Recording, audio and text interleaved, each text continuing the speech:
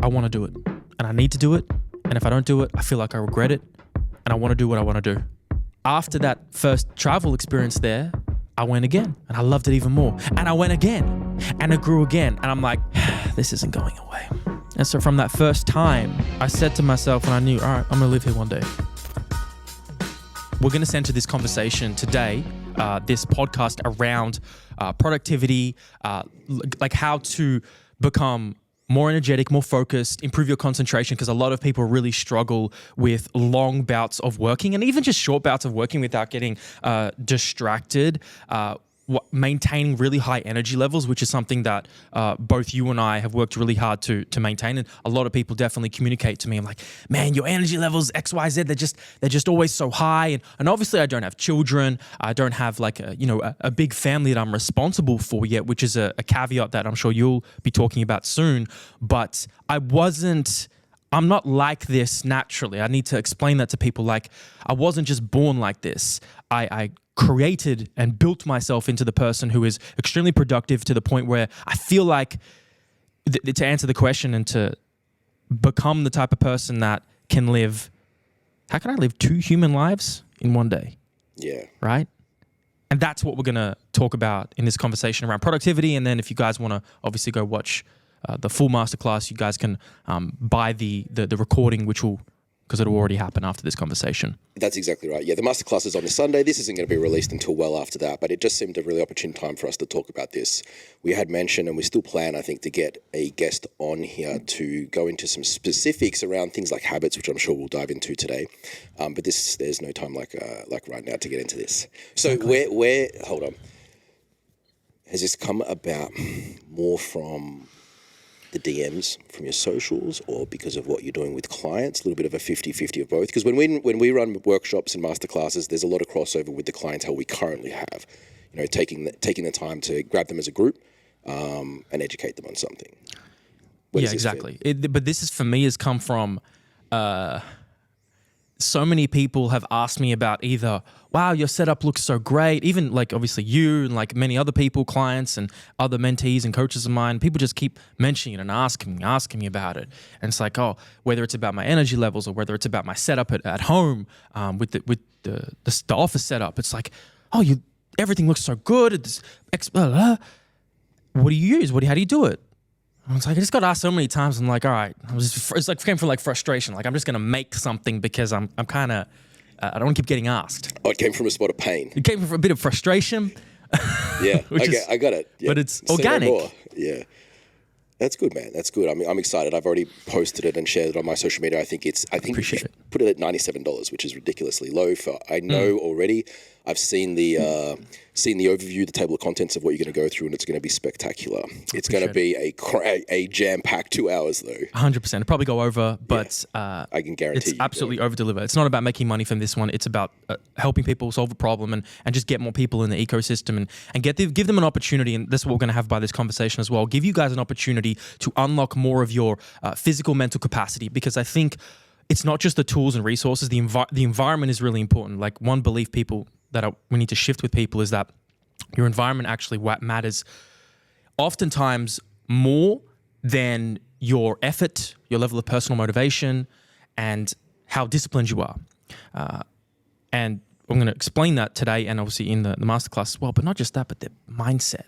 It's like people I think have, I don't know about you, but I think people have really limiting beliefs around work ethic and how much they should or can work. Yeah. I mean, you mentioned environment there. Is that one of the pillars?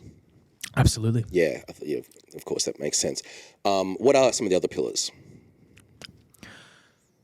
To go specifically about environment, we're talking about like what's around us now. We're talking about utilizing light to drive greater energy concentration.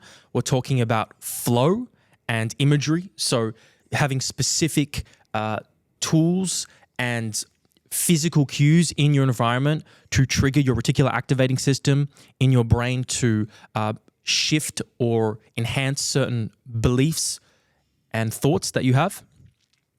We're talking about sound, auditory. So how can you use sound and audio to help focus you in? A lot of people look at people wearing headphones and podcasts and it's like, it doesn't look as good. But what it does, it absolutely locks us into the conversation so we're more focused and attentive and less distracted. Mindset, beliefs, habits. The first thing we're starting off is mindset. Mindset is and belief systems. I'm going to have to restructure a lot of people's belief systems around, oh, no, you shouldn't, don't work too hard. You shouldn't work 12 to 14 hours a day. That's crazy. That's way too much. You need to enjoy life. And I'm going to break down that fallacy and what I think is for most entrepreneurs and business men and women, a unproductive belief and something that limits them. And yeah, those are some of the main 8 key pillars I'm going to cover. 8. There's 8. I would have mentioned about a handful there. Yeah.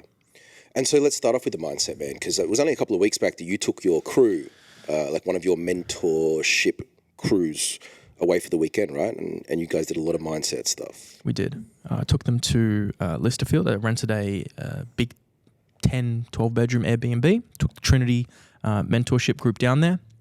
And before we talk about we talk about business, before we talk about money, before we talk about building your skill set as a health professional coach, we spent many hours designing, structuring, and having deep conversations around designing their ideal life and restructuring their belief systems and mindset towards business and their life.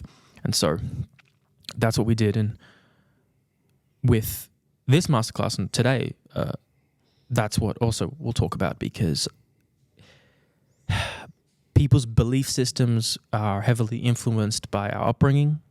And there's a lot of, especially around money, and then about work.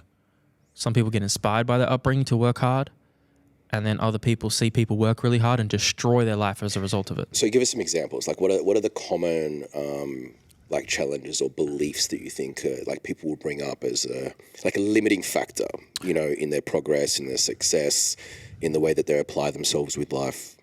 I think the idea that you have that enjoying life and working hard are separate things, right? It's like, oh, I now need to plug in leisure and hedonism, structured hedonism. I need to go out and drink. Why aren't you coming out with me? You changed. You're different. People will say that. What, you don't do Thank God It's Friday memes?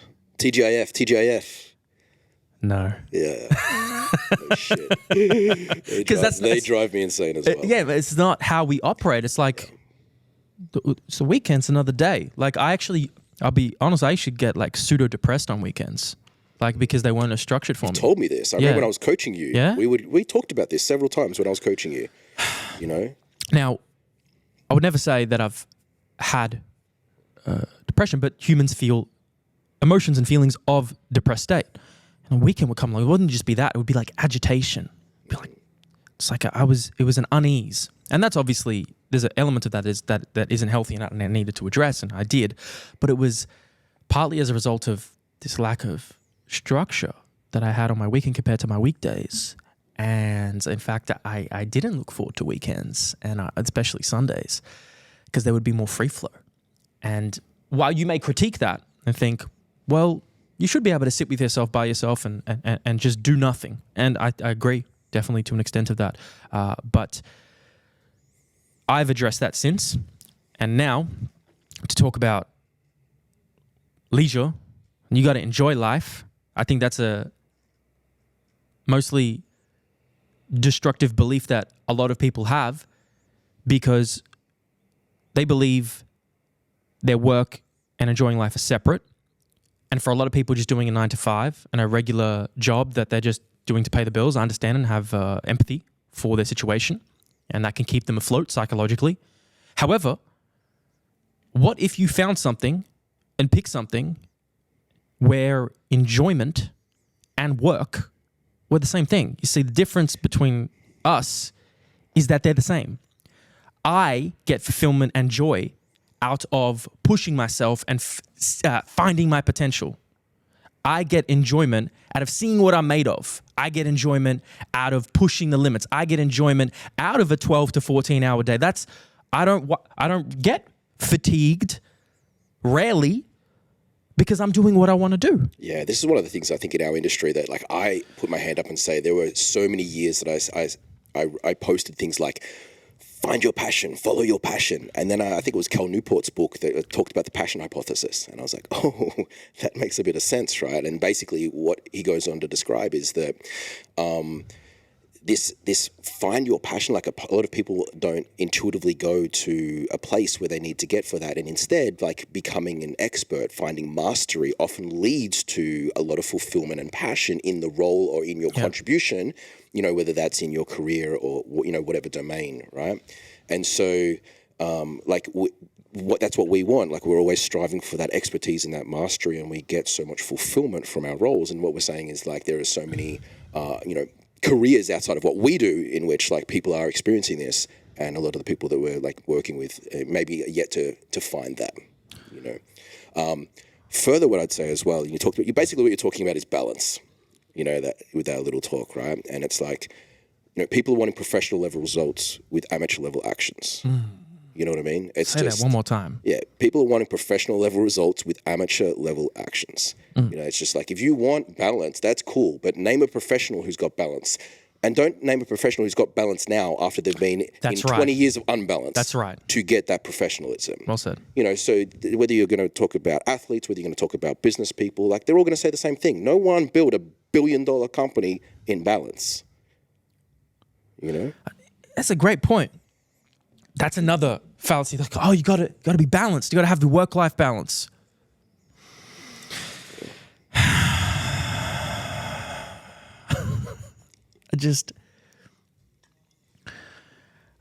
I think people are persuaded by a common cultural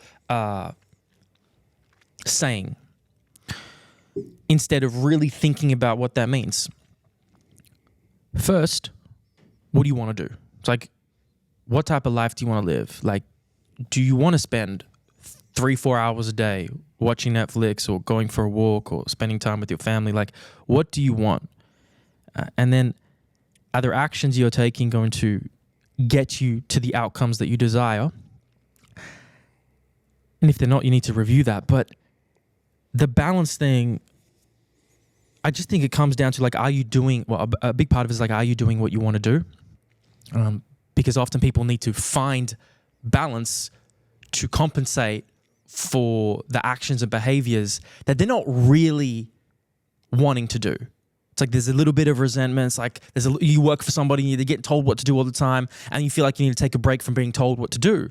There's a little bit of like ill feeling towards your responsibilities that you've committed to. You need to take a break from that.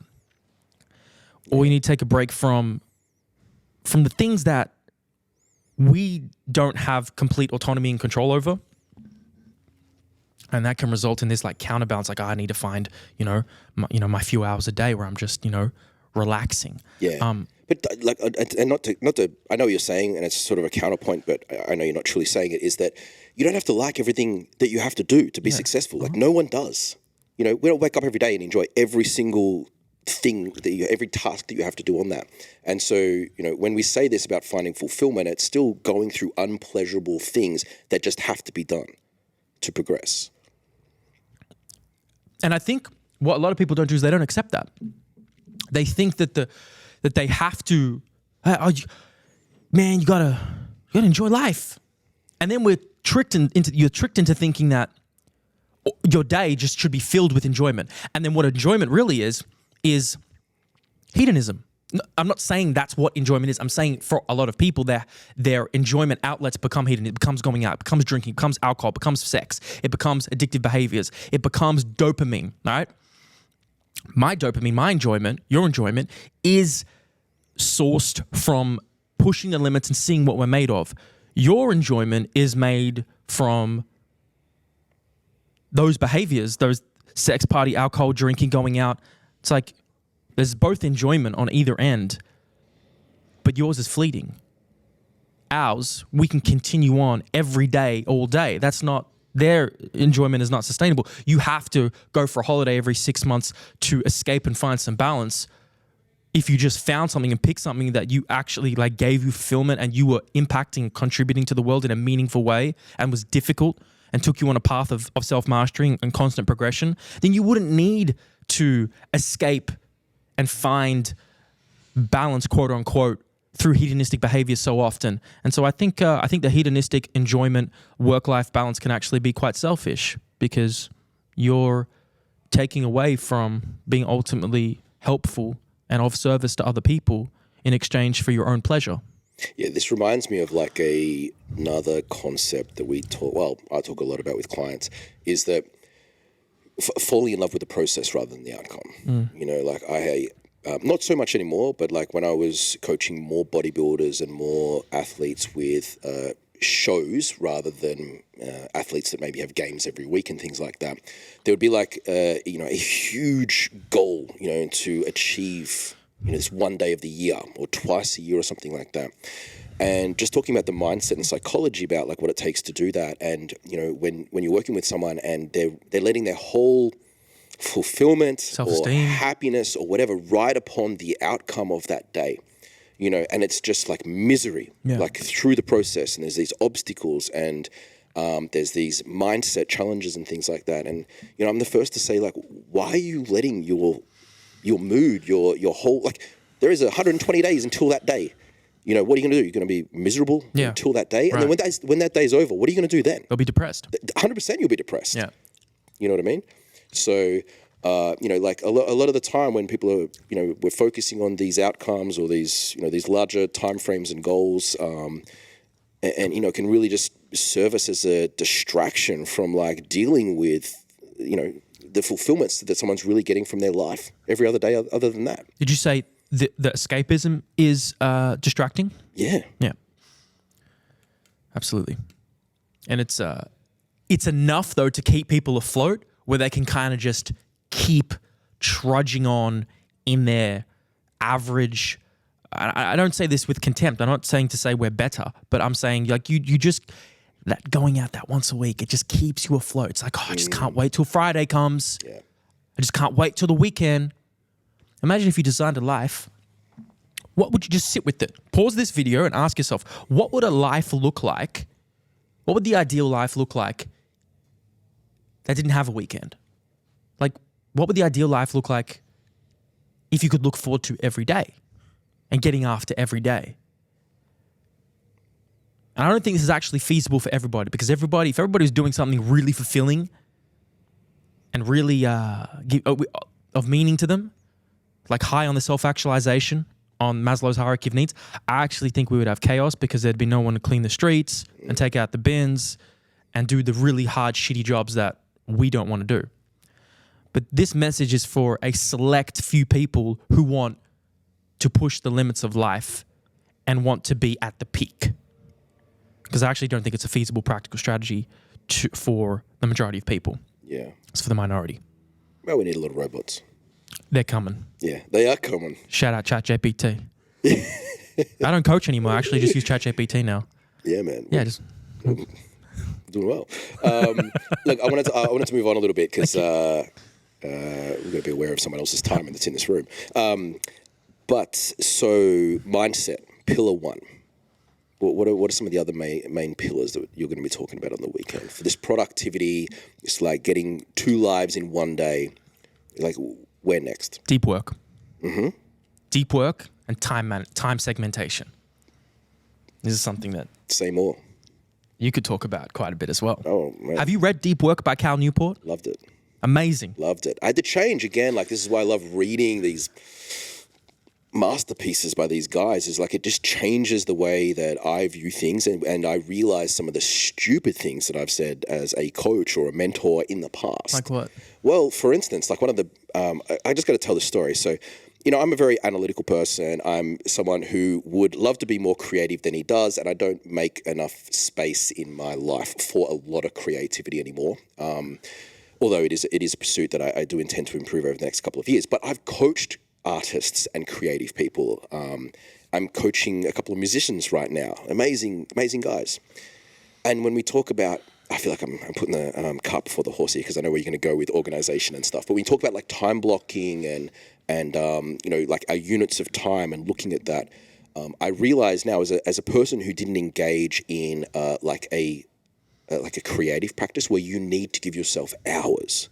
Like I need 3 hours, Yeah. 4 hours on a Thursday afternoon to go and paint or go. You know, if you're someone who does that kind of activities that requires, you know, if you're a writer, you know, maybe that's what you need. Now, as someone who never needed that because my schedule is my tasks are more suited to a lot of sprints. You know, I didn't really acknowledge that with some of the clients I was working with. That like, oh, your time blocking looks different to my time blocking. Some of the principles that I previously talked about are different because you have a pursuit that is far different from like the analytical side of things that myself and a lot of other people do. And that's an example of just the differences between professions. But the principle underlying that is, I think one of the greatest superpowers that we can have now is our attention. Yeah. Focused attention. That's a commodity, man. Yes. If you can maintain focused attention for multiple hours, like I'm even just the way I communicate with people, just like I watch people. I'm like, I won't say the gym, but there's a certain gym I go to that many of you will know. And I'll just like greet the person at the desk or ask them for something. And their eyes will still be glued to the device that they're looking at before even communicating with me. It's like there's and this has happened multiple times, there's no strong eye contact. There's a massive lack of focus and concentration to what's in front of them, except the dopaminergic device. So part of the masterclass, which you guys can watch back on my website, but now to understand is the greatest superpower that I think we can have is focused attention for long periods of time to get productive work done. Okay. How? What are the main strategies that you're going to say we need to use for eliminating distraction, creating like an environment that's conducive to that deep work? If you talk about eliminating distraction, we all know one of the biggest ones is the phone. Now, for me, practically, when I'm in my check-ins, for example, when I'm on a call, when I'm doing deep work, I cannot have that phone on the desk. I can't even have that phone in my peripheral vision. You see, even if I know it's in my subconscious awareness, a part of me and a part of you will be looking subconsciously to grab it or thinking about a notification. So instead, that phone has to be in either another room or on the other side of it, behind me, on airplane mode. Another port of distraction is the internet. Now, I've actually discovered there's many ways to do this, but whether it's taking out the Ethernet cable on the back of your computer, disabling your Wi-Fi, or going to your Optus app or your Telstra app, there's actually a feature where you can turn your internet off via the app, which I found very interesting. So you will need to eliminate distractions. So the phone's one of the biggest ones. The next, which I talk about in the masterclass, is how do we create this amazing workflow setup? Okay, so the desk needs to represent exactly the ideal flow for you. And for most people, it's going to be a minimalist setup. It's going to be minimal things on the desk. You don't want this room to be messy where you're doing work in. A cluttered environment creates a cluttered mind, metaphorically and actually. So we create a minimalist environment. We remove distractions. So as soon as you walk in that office, one of the first things you need to do is take that phone away before you sit down, okay? And then, before even all of that, what's your intention? If you could only get one thing, this is a common question I ask, and I tell my clients to ask, your most valuable tasks, your MVTs. If you could only get 2 to 3 tasks done for this day, and everything else you couldn't do, what would be the 2 to 3 biggest tasks that is taking up the most space in your mind? The most space, the most weight. So you got to eat the frog. You got to do the hardest thing first. It's not the only strategy you can do. You can build momentum with other tasks, but often people will procrastinate and it won't get done. And then you need to segment that time into your calendar, into a low distraction time, which is going to be different for people. For me, for most people, it's the morning. For you, for people with families, I can see why you get up at 3, 4 a.m. Mm-hmm. It has to happen. Oh, man. Can you imagine if you got up like 7, 8, 9? Man, my house at 7, 8, and 9, you do not want to come around to my house at 7, 8, and 9. Yeah, you don't want to be there, man. It's something else. It's a zoo. So that's a perfect example of you've, by necessity of having a family, have to get up that early. Otherwise, your productivity goes out the window. You lose hours of productivity. Absolutely. So the work that I get done between 4 and 6 is like my prime time. It's worth twice as much as the hours that I've got through the rest of the day. Wow. You know what I mean? Talking about eating the frog, I kind of have like a modified eating the frog, you know, which is I might get like a runway with like 1 or 2 small tasks. Yeah. If it's a big one where I'm like, oh man, I'm going to have to like get into this. And you look, obviously with those big tasks, you're looking at being able to break those down into kind of like micro tasks within some of the bigger tasks as well, right? But yeah, man, that AM time is like, you know, critical for most people. And I talk about this not just in terms of task management and time management, it's in terms of energy management.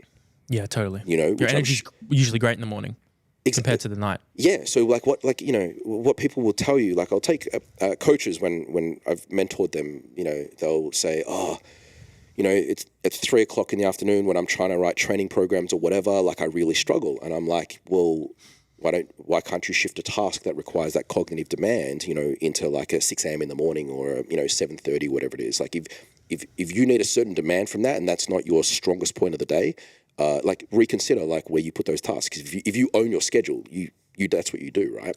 It's the same that goes with people like us that have like a lot of verbal or video calls and check-ins and things like that, or creating content and stuff like that. There's going to be parts of your day which that's well suited for, and parts of your week where that's well suited for as well. I've spoken in the past publicly that I tend to front load my week with my responsibilities and obligations towards clients, high-end paying clients that are paying for my time, right? Because that's when I'm at my most functional and value to them. And then towards the back end of my week, that's where I've got, or more of my administrative duties, more of my responsibilities that don't involve me being on camera or on the phone to someone, you know. That's a great point. And I actually took inspiration from you. I have done the same. My Monday to Wednesday is all of my heavier check-in calls, right? So all the premium clients go. The rest of the week, I don't really have to do anything, right? Which is great. Now, what that actually does is that frees up 2 things. It frees up the bigger mentor calls. So I will put bigger deep work calls, like the 1 to 2 hour calls. That will go back end of the week. And you want to think about segmenting the microcycle of your week. So the front part of our week is heavy into, you know, 20, 30-minute blocks, calls, right? Training block in the middle to separate, and then maybe into the back of some more calls and some other more shallow work. And the back end, once we've done that Monday to Wednesday, for example, mentally, what happens now is you become a lot freer. You see, the anticipation of events can severely affect your productivity and ability to focus and go deep. Because it even bothers me where like someone's coming to pick something. Let's say we're trying to sell some stuff right now, right? And people are going to come to pick stuff up. Like Donnie came over to pick up the stuff in the morning. Thankfully, I didn't have to be there to come for him to grab the equipment, right? But if I had to be there to grab the equipment, Donnie's coming in 30 minutes. I can't really get into a deep flow right now. So you want to be really careful about putting in little tasks, like 10, 15 minute little jobs in prime deep work periods. You want to put that stuff towards the back end of the day. You want to put that towards shallow work blocks. There's deep work and shallow work. The shallow work is more the reactive work. I don't want to know about anything that's temporary, fleeting, or is just like a quick little conversation. I don't need to know about anything happening then in the morning because I'm laser focused in going in deep work where I need to get divergent. I need to think. I need to problem solve. I need to be creative. I need to be non-distracted. The cost of distraction for most people is large. People will say you may have heard as well, Ben, you do a task and if you get distracted, it can take you like 10, 20 minutes to get back into flow. Okay. People underestimate that. Yeah. Like they think, it's a 5-minute phone call, and then, I'll just get back into work. I'm like, the math is something like it's like a 1 to 2 ratio. Yeah. You know what I mean? With some of these things. Yeah, someone takes your attention for 5 minutes. It takes you 10 minutes to come back to close to where you were. That's right. 15 minutes. Yeah.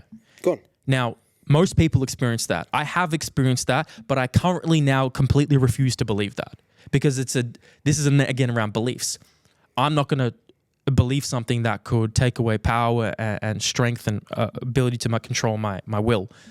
So I've been working on the ability to be distracted and go back into flow. And I'll practice this actually when I'm at the gym. I communicate with a lot of my clients in between rest periods. And I'm sure you do the same. You might get sense of... Wait, you got your phone back out at the gym? Absolutely. Highly productive time for me. I get jacked. I'm sure you did a post telling people to put their phones away. It hasn't been posted yet. No. Highly productive work is happening then. Yeah. No, I mean when they're on the set, when they're training as well. Donnie, is that what I said? Or did I say in general as well? When you're at the gym? Well, I'm just a walking contradiction. You are a walking contradiction. I note as well, actually, while we're talking about contradictions, you did release this productivity workshop. You didn't release it during your extreme calorie deficit. I noticed you've released it in the midst of a huge muscle gain caloric surplus. Which is very away from productivity. Yeah.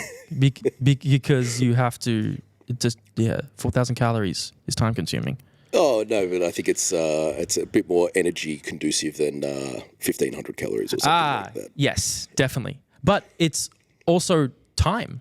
You know, the downside of that is time, is that it takes a lot of time to prepare and eat these meals. King of the smoothies, mate. Yeah, 1,000 calories. Yeah. But no, I can give the exception to myself and to other people. If you're going to be on, I put my hand on, I'm on my phone in between my rest periods.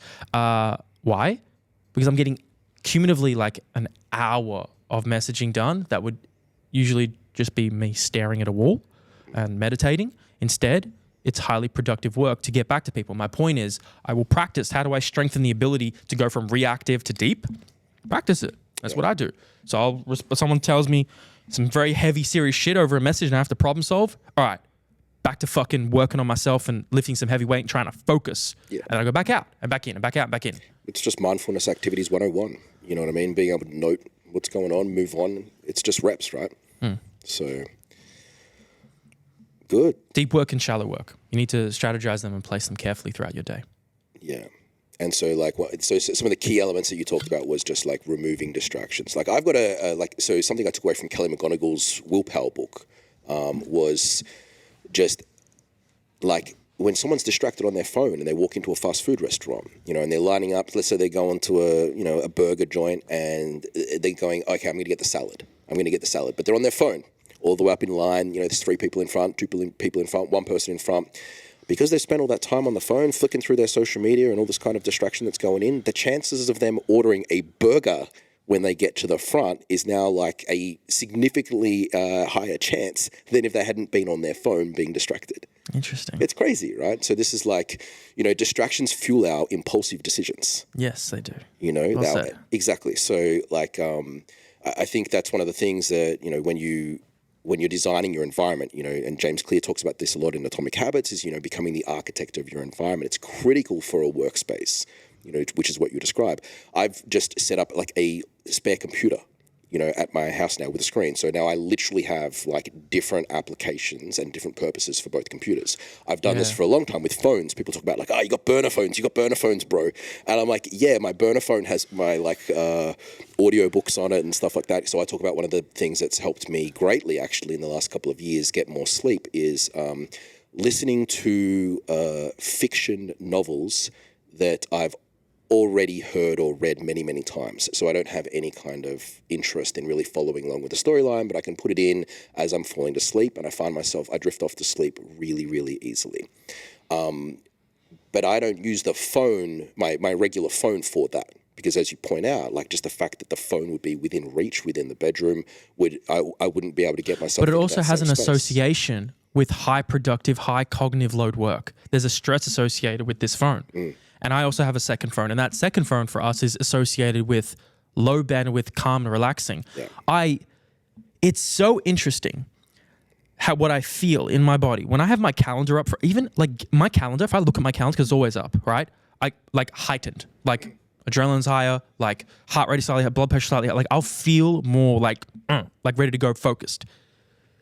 At night, I don't, like when I need to create space to just come down and unwind, I don't want to see the calendar Because if I see the calendar, my brain automatically starts, all right, next, what's work? Bang, bang, bang. It's the association is so strong where I'll get heightened naturally looking at the calendar. It's like, what's next? And the same thing with the phone. So I have my Google Pixel Android phone at night, and it's the same, it's a phone. They're both phones, yet one I have no heightened response to. It's relaxing. It's like this phone just has like 3 apps on it. And that's just a great example of harnessing technology, like for its opportune, what it can give you, rather than always talking about it in a purely negative sense. Yeah, it's not the phone's problem. It's your phone. You're a chimp. We're chimps, right? You need to get better at hacking your chimp brain. So you talked about calendars then, right? Okay, and I'm sure, you're going to go into calendars on Sunday? We're not going to go into, we're going to go into them, but that's a separate workshop. But we're going to go into a little bit of how they're important to do. So, I mean, I like to discuss calendars, when I'm working with a client. If some clients won't have any calendar that they use, others will have a calendar and it's used in a certain way. I think calendars can be a very, very useful tool in organization. Yes. And it's also, I'll talk about this even from not just task and time management, but also from like a habit synthesis perspective. So like a calendar, you just pointed out, where is your calendar? It's in your view all the time. What's that? It's a cue, it's a trigger. Okay, it's a visual cue that's there for you as a reminder for you to then do some following actions. So a calendar also offers the opportunity for you to receive notifications. Okay, so notifications can be good or bad, like depends on the app, like what's the goal here. So I don't have notifications turned on for a lot of things. Like my Instagram, I don't get notifications. Neither. Yep. Do you know what I mean? Cannot. Yeah. Crazy. You have to turn them off. Like I don't want notifications from that. I want to choose when I go in and see what's going on. But I'll always have notifications coming through on my calendar, for instance. So a calendar can be used in many ways like that. What I want to ask you is like, what is some of the advice you've got around building a calendar? Like because many people don't know where to start. If you've never used a calendar effectively before, people are like overwhelmed by a calendar. Yeah. Have you ever sent a screenshot of your calendar to someone and just had them go, what the fuck? Yeah, they're impressed and they're like, holy shit. Like, and then some of them also think, they think it's a bad thing. It's like, where's the freedom? Yeah. Oh, the freedom's there, man.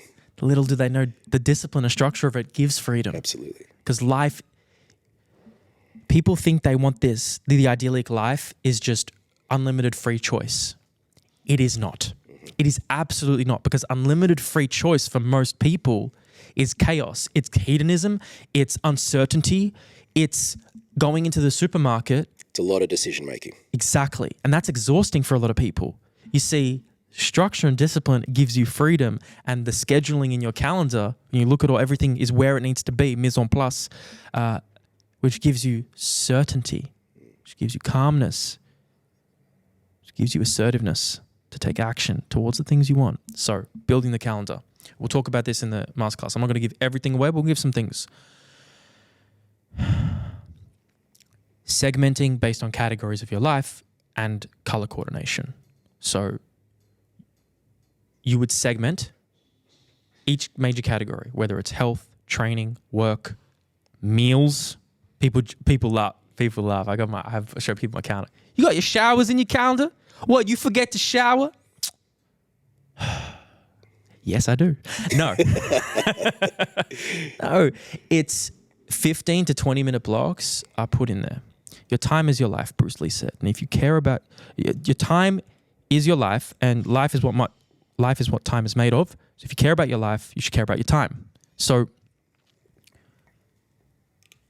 before we even get into the calendar, I like to do this experiment. I encourage people to do.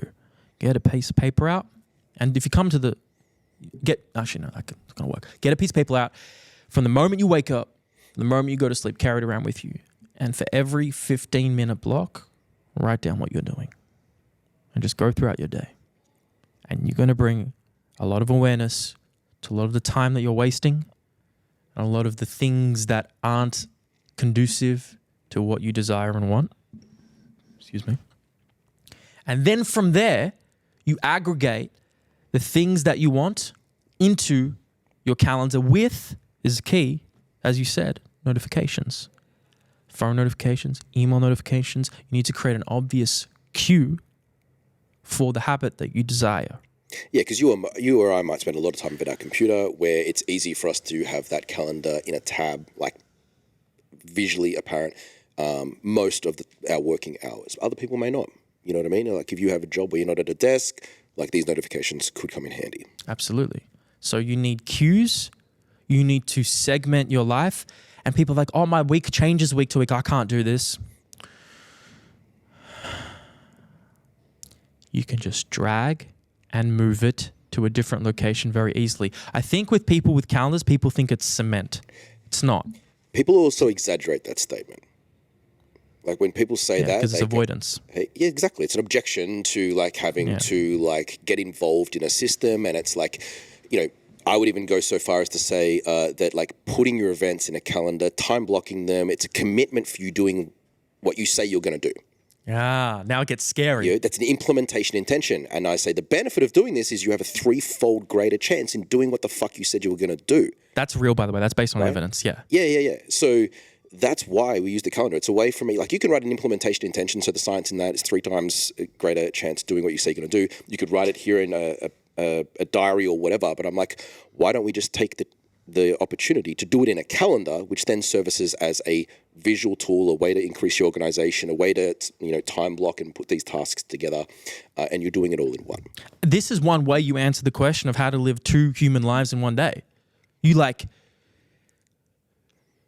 take 160 hours, 68 hours. Do this experiment right now as you listen to it. Get a piece of paper, your phone out. 168 hours in a week. Okay, minus the time. Let's get my calculator out. All right. I did this with my mentees. It was crazy the hours they had left. We minus how much time do you sleep per week? Okay, sleep 56 approximately hours, 8 hours in bed, and then what about work? Let's say the average person works 38 hours approximately. Okay, 38 hours. What else here? Family. That's an obligation. It's like family, work, sleep. These are like the main obligation. And we'll get to health. Family. If we're real, how many hours a week do you think you spend like quality connected time with your family? Like, I don't know, 90 minutes to 2 hours a day? No, I get, man. It's I see. Not, I have to. Yeah. Right. Yeah. I get basically 4 hours per day through the week. You know, so I'm awake at 3:45. Monday to Friday, or Monday to Sunday? Monday to Friday, and then I clock off work at about 4:30 in the afternoon, and then I get about from 4:30 to 8:30 with my family. I actually think that's would you say it's quite uncommon? It is uncommon. 4 hours? Man, this is how I design my life. I love it. You know, I get to like step in and like take on some parenting duties, and I'm going to say 10.5 hours a week, which is 1.5 hours a day. Okay, because I don't think that's you created a great ideal life. Health training, if you're on top of it, you're spending an hour a day. Most people aren't, but I'm going to give you an hour a day because I like you. What you're left with is 56.5 hours. Now, most people fill that with a bunch of bullshit. The average screen time per day is about 4.5 hours to 5 hours. I think some people need Netflix to put up like a screen time thing on their app. Oh, imagine you had a counter with your Netflix. Wow. People just like watching their lives just disappear. They do that on the app called Steam. Steam is this gaming app that a lot of these I used to do this, and it showed you how many hours you would play. 10 hours, 20 hours, 50 hours, 100 hours, 200 hours, 500. These are real, like, this is me as well. I used to hundreds of hours invested in a video game of your life. Yeah. And you thought, oh man, I've done so much. You get a false sense of accomplishment from this video game that you're progressing in life.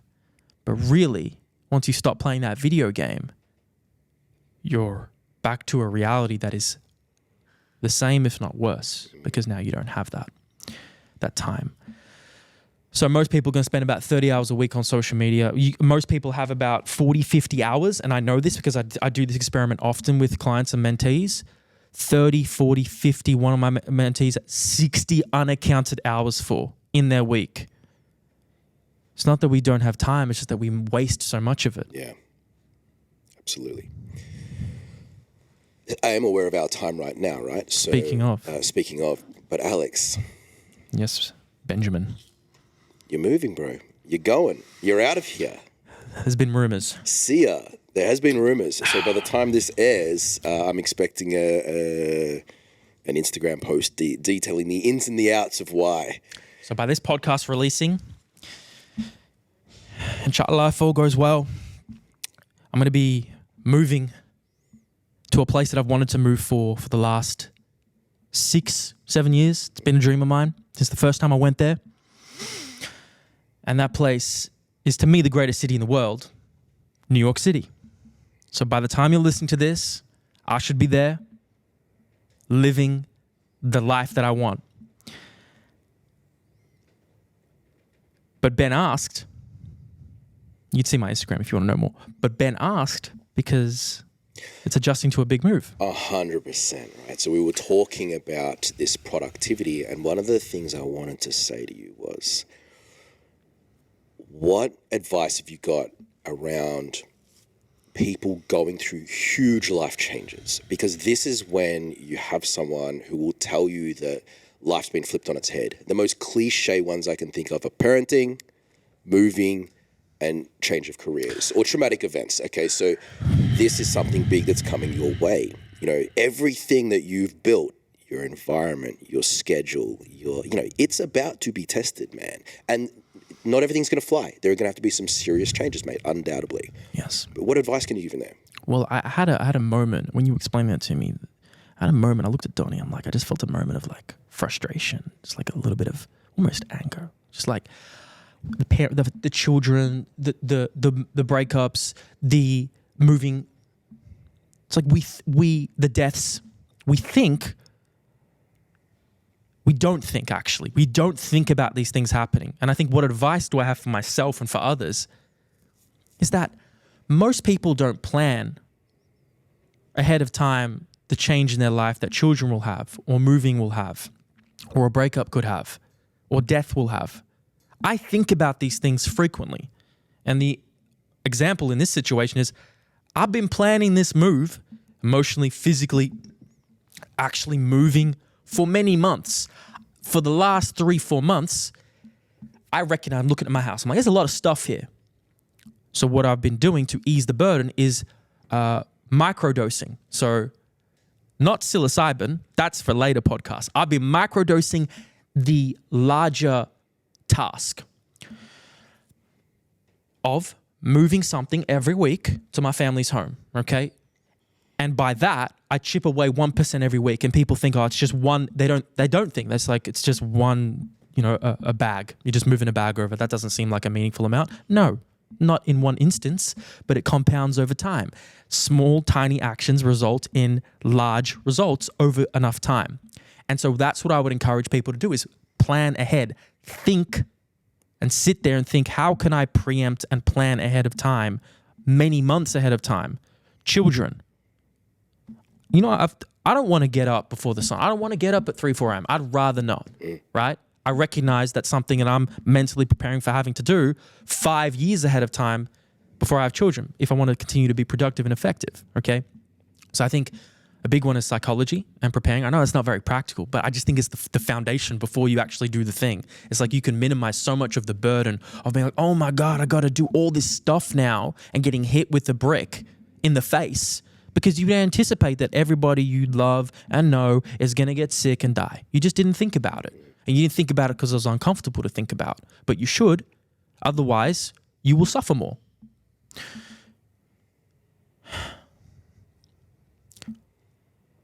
More practically,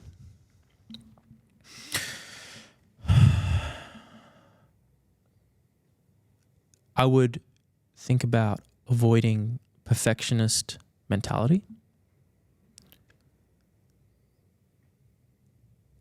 and being the type of person, adopting the type of mentality of a highly adaptable person. For example, when I'm moving, I'm not going to get access to a lot of the things and resources that I'm going to have now. It's going to be a different time zone. A lot of calls are going to be at different times. I have to accept that I may have to take calls at very non-ideal times, late at night, early in the morning, while I adjust and adapt. It's preemptively thinking and making a decision, what are you willing to tolerate in that adapting period?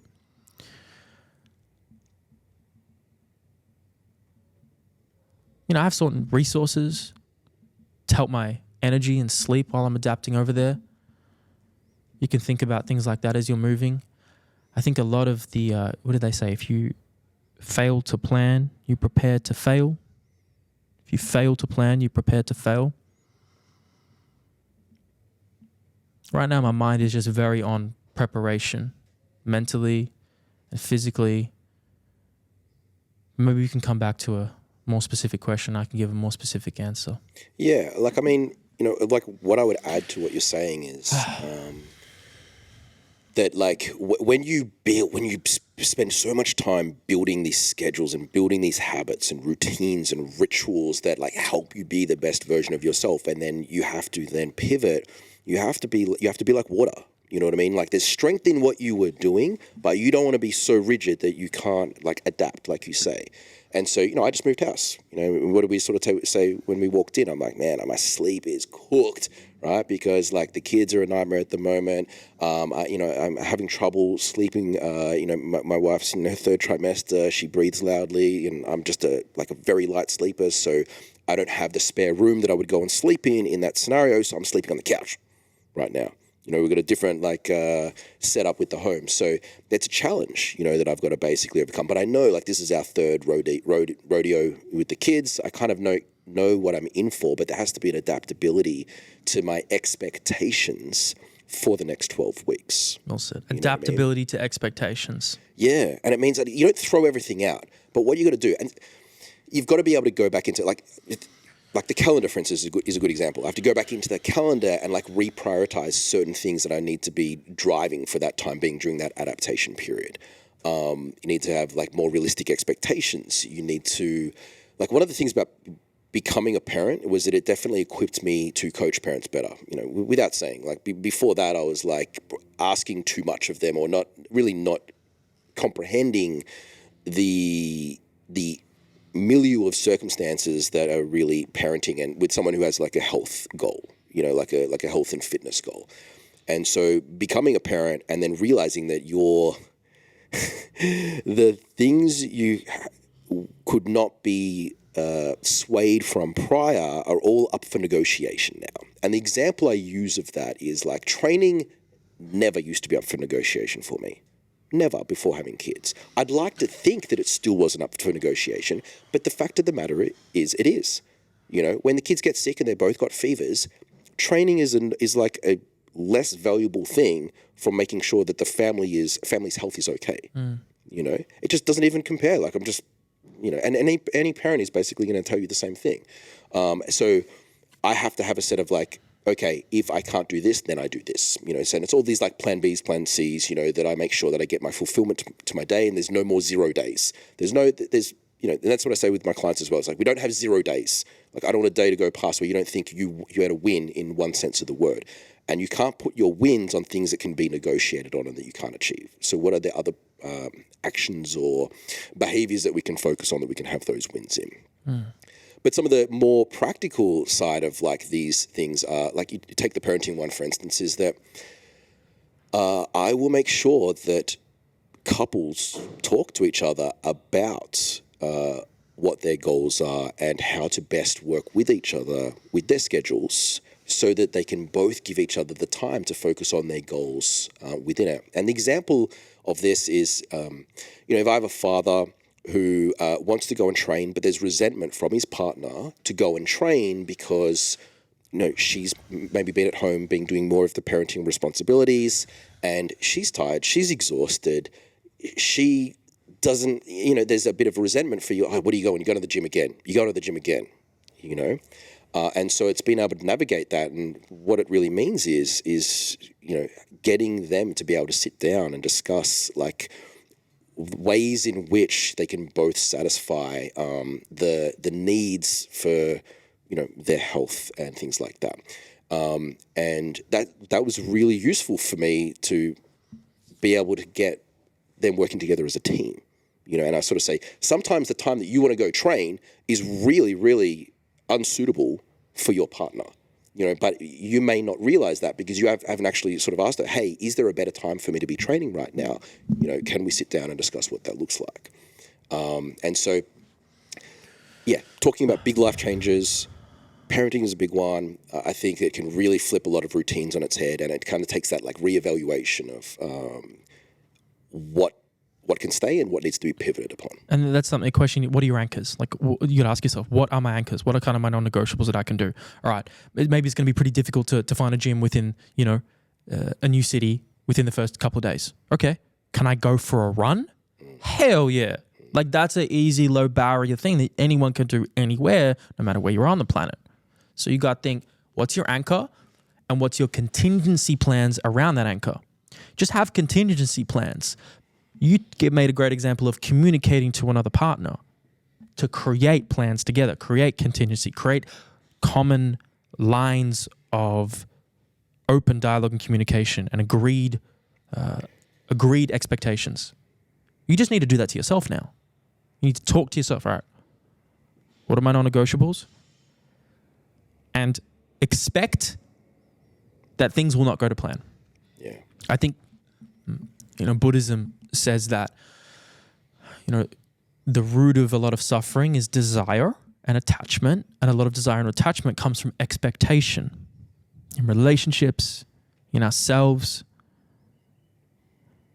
And if you can lighten your level of expectation around your circumstance, and for example, me moving, I'm like, I don't expect, see, it's tricky because I've associated part of my identity with someone who trains every day and is relentless and consistent. But that identity has to be somewhat adaptable and fluid under the circumstances of moving to another country. Otherwise, I believe much suffering can ensue.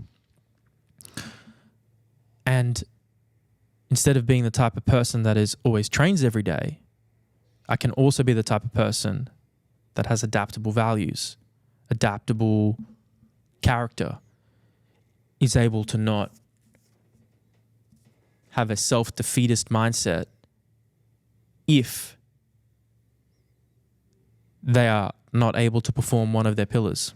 James Clear did an interview once, I can't remember who it was with, and I heard him say that these big life changes, so he calls it a season, and he'll say, look, when there's a new season, you've got to be willing to go into that and be able to change, on these routines and stuff like that. And I think that's a helpful thing to bear in mind. Like, take what you just said just then, right? And there is going to be, you're an entrepreneur, you've got big plans, you are an avid trainer. There are going to be times throughout any 12-month period where you're going to have to prioritize one of those things over the other. Yeah. We all do. This is the conversation that I have with clients all the time. This is the conversation when we're trying to figure out where are the push phases in your life. You might have a push phase with your health. You might have a push phase with your business, whatever it is, right? And it's like, you can't push everything forever at once.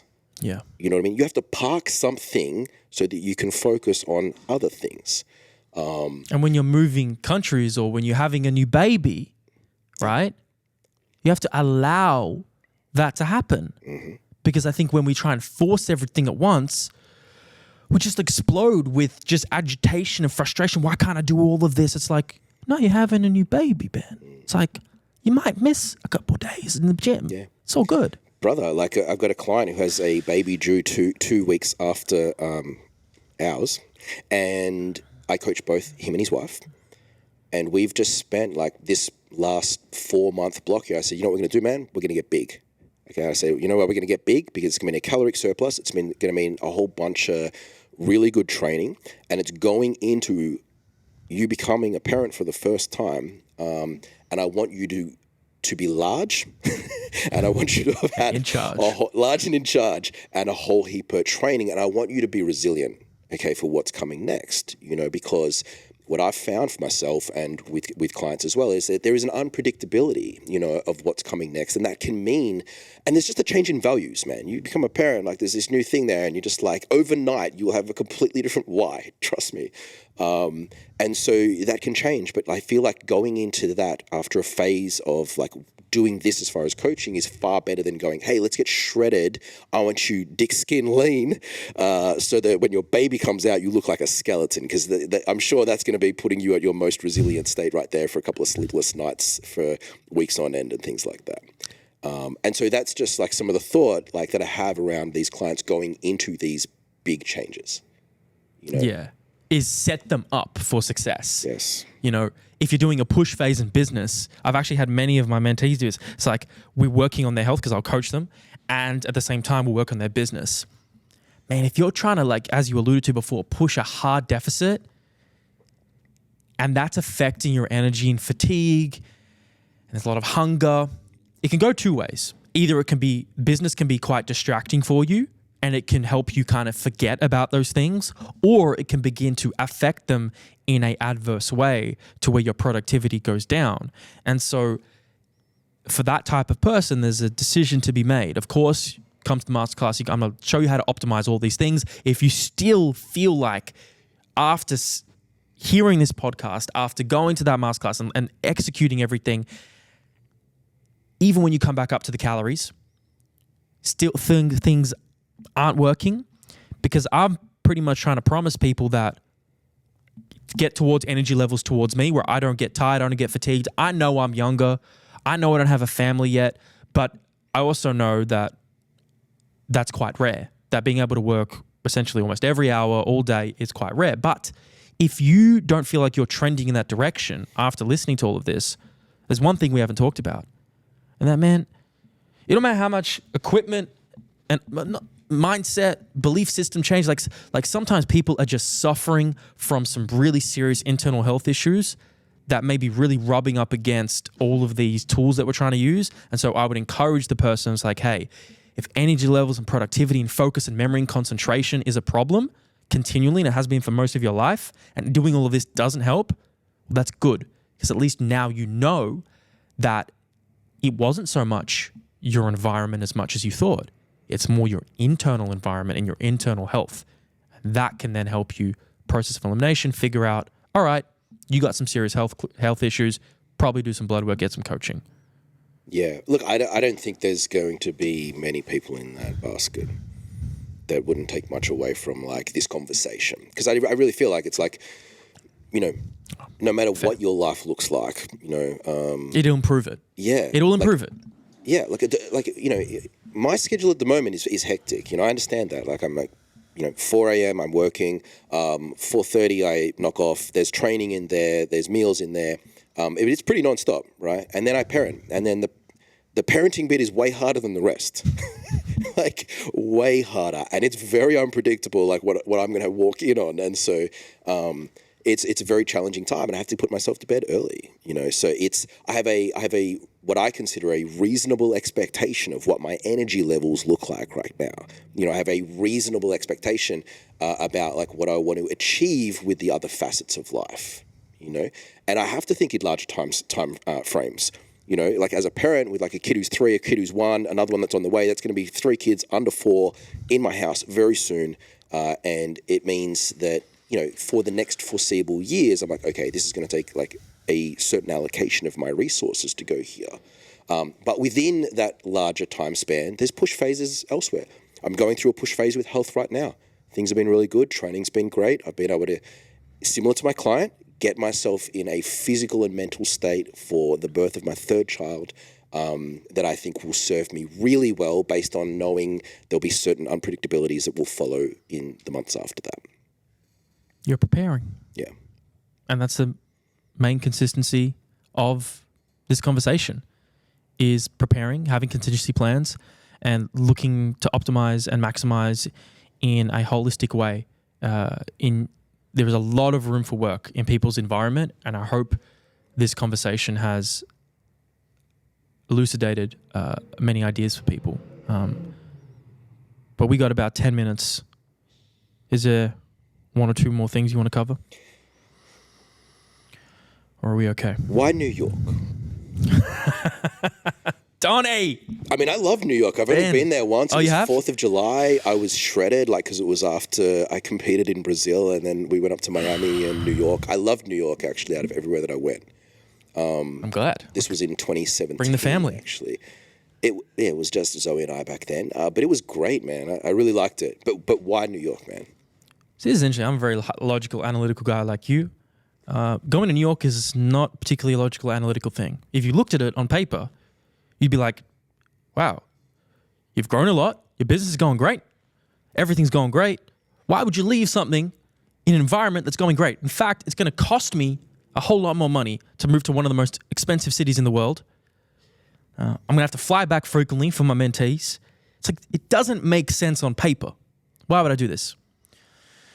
Because about 6-7 years ago, when I went, I walked up the steps of Grand Central Station after taking the train in from Jersey. Once I walked up the steps and I stood on the sidewalk, I felt something. I felt this wave of energy, and I put my back against the wall and I looked up and I'm like, holy shit. What is this? What did I just walk into? And I just got hit. The energy, the feeling, and that carried on through my time there, and I just loved it so much, and everything the city offered and had. The opportunity, the diversity, the culture, there's everything there. And after that first travel experience there, I went again. And it grew. And I loved it even more. And I went again. And it grew again. And I'm like, this isn't going away. And so from that first time, I said to myself, and I knew, all right, I'm gonna live here one day. I didn't know how. Actually, I thought I was gonna eventually work under another gym. I was meeting people over there. My third time, I was developing relationships. That's obviously changed significantly. Now running a company. And it's as simple as I want to do it and I need to do it. And if I don't do it, I feel like I regret it and I want to do what I want to do. Yeah. Oh man, if I wound back the clock, doing what we do now, like I can definitely relate. You know what I mean? I really enjoyed New York. I don't know if I would have chose there to go. But it's going to be exciting, man. It's going to be good. Doesn't feel real. In my head, it's not real. Yeah. It's like it's not real until I'm like, I've gotten past the border and all the visas are okay and they've accepted me and I'm in. It's not real until that happens. And so hopefully I make it and we make it. But I always knew I'd find a way. Doesn't matter what happens, I'll find a way. And if everywhere I went in the US, I just felt like New York just reminded me of home. Really? Yeah, it reminded me of Melbourne, I should say, like, within Australia. I've traveled a fair bit in Australia and stuff like that, and there was just like elements of it that it just really reminded me of here. The one thing I will say, and this is what took me surprise when I went to America for the first time, is like, I think because I was in quite good shape and it was the 4th of July, the weather was really good. I had a whole heap of people just like walking up to me in the streets, like just commenting on the physique and just asking questions. And as an Aussie, you just think that like you're about to get into a punch on. Like when someone says something, like you think it's like a tall poppy thing. And, we have a culture over here about, someone's driving a Ferrari, like what a wanker, that's commonplace here is like just this cutting down successful people in wealth, in health, like whatever it is. And it took me a day or two over there to kind of click and go, man, these guys are all genuinely like just, they've got no problem coming up and talking to a complete and random stranger about like, hey, you stuck out to me. Like, tell me what's going on with this. That's cool. Yeah. How good is that? Man, it was great. I don't know if it's still like that, but yeah, I had a really good time in New York. People, I feel like they're more out there. Like they're less inhibited by just doing what they want to do and being who they want to be. independence, liberty. These are like tried and true paramount values embedded in the U.S. country. Those resonate with me, and I think they were echoed in the way people communicated to you, where they just roll up on people and say, "What's up?" Absolutely, bro. Well, we know you're going to chop it up over there, man. You're going to kill it. So, obviously, by the time this comes out, you'll probably already be there. The masterclass on productivity, you're going to have well and truly done. Yeah. You'll probably make that available as a digital product afterwards, right? Yeah, it'll be strengthaside.com, or you can see my bio in my Instagram. Yeah, or you might rerun it or anything like that. Yeah, I might do that too. Yeah, I can tell everyone now who's listening, it's going to be well worth it. So I appreciate it, homie. Any last thoughts? Oh, man, good. This might be our last one. Our last for a while. duo. Our last duo. Yeah, we have some more guests hopefully before you actually leave. Sheesh. All right, ladies and gentlemen. I'll see you in New York City. Peace out.